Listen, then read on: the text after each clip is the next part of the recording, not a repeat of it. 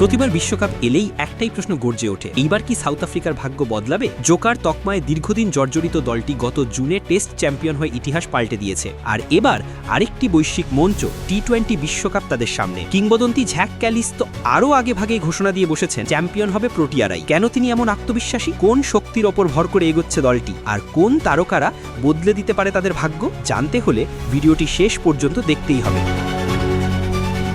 Cricket ইতিহাসে south আফ্রিকার পথচলা যতটা রঙিন ততটাই নাটকীয়। বিশ্বকাপে ঘুরে ফিরে একই শব্দ, জোকার।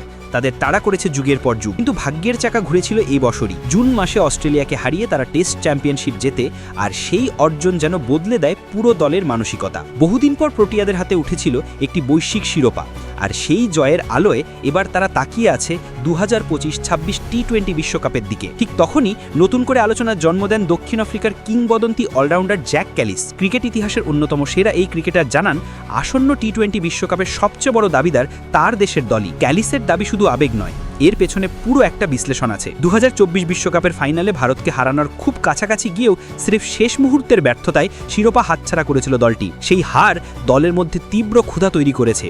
এইবার সুযোগ এলে তারা থামবে না। বর্তমানে টেম্বা বাভুমার নেতৃত্বে দলটি ভারতের বিপক্ষে ওয়ানডে সিরিজ খেলছে, যেখানে দ্বিতীয় ম্যাচে জিতে সিরিজে সমতা ফেরায় তারা। এই সিরিজই আসলে তাদের বিশ্বকাপের প্রস্তুতির বড় অংশ, কারণ 2025 সালের ফেব্রুয়ারি-মার্চে ভারত ও শ্রীলঙ্কায় বসবে টি-20 বিশ্বকাপের আসর। তার আগে আরও বড় প্রস্তুতি হয়ে উঠবে তাদের ঘরোয়া টি-20 লিগ SA20, যা শেষ হবে বিশ্বকাপ শুরুর মাত্র 13 দিন আগে।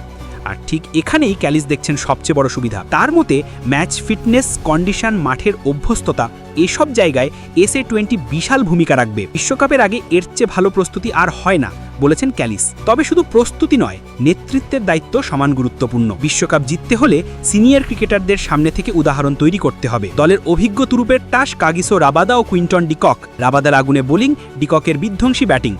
বিশ্বকাপের মতো বড় মঞ্চে তাদের ছন্দই নির্ধারণ করবে দলের ভাগ্য। আর অন্যদিকে আছেন নতুন প্রজন্মের উজ্জ্বল নক্ষত্র মার্কো জ্যানসেন। মাত্র কয়েক বছরের কেরিয়ারে জ্যানসেন এমন এক অলরাউন্ডারে পরিণত হয়েছেন যাকে নিয়ে সাউথ আফ্রিকা রীতিমতো স্বপ্ন বুনছে। ক্যালিস বলেন, জ্যানসেন সবসময় প্রতিভাবান ছিল, কিন্তু গত এক বছরে সে নিজেকে পুরোপুরি পাল্টে ফেলেছে। আগে শুধু বল হাতে ছাপ রাখত, এখন ব্যাটেও ভয়ঙ্কর এক অস্ত্র। তার অলরাউন্ড নৈপুণ্যই এই মুহূর্তে বিশ্বকাপ নিয়ে প্রোটিয়াদের আত্মবিশ্বাস আরও বাড়িয়ে দিয়েছে। প্রোটিয়াদের দলগত মানসিকতা অনেক বদলে গেছে। আগের মতো চাপের মুখে ভেঙে পড়া দল আর নেই। বাভুমার নেতৃত্বে তৈরি হয়েছে নতুন সংস্কৃতি, যেখানে ভয় নেই, আছে শুধু নিজের সেরাটা দেওয়ার তাগিদ। খেলোয়াড়দের ফর্ম, ব্যাটিং গভীরতা, বোলিং বৈচিত্র্য সব মিলিয়েই দারুণ এক ভারসাম্যপূর্ণ দল তৈরি হয়েছে সাউথ আফ্রিকার। তাই এবার প্রোটিয়াদের নিয়ে উত্তেজনা আকাশ ছোঁয়া।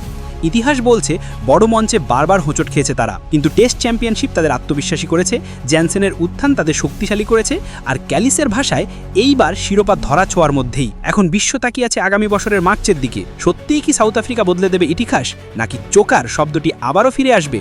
উত্তর দেবে টি-20 বিশ্বকাপ।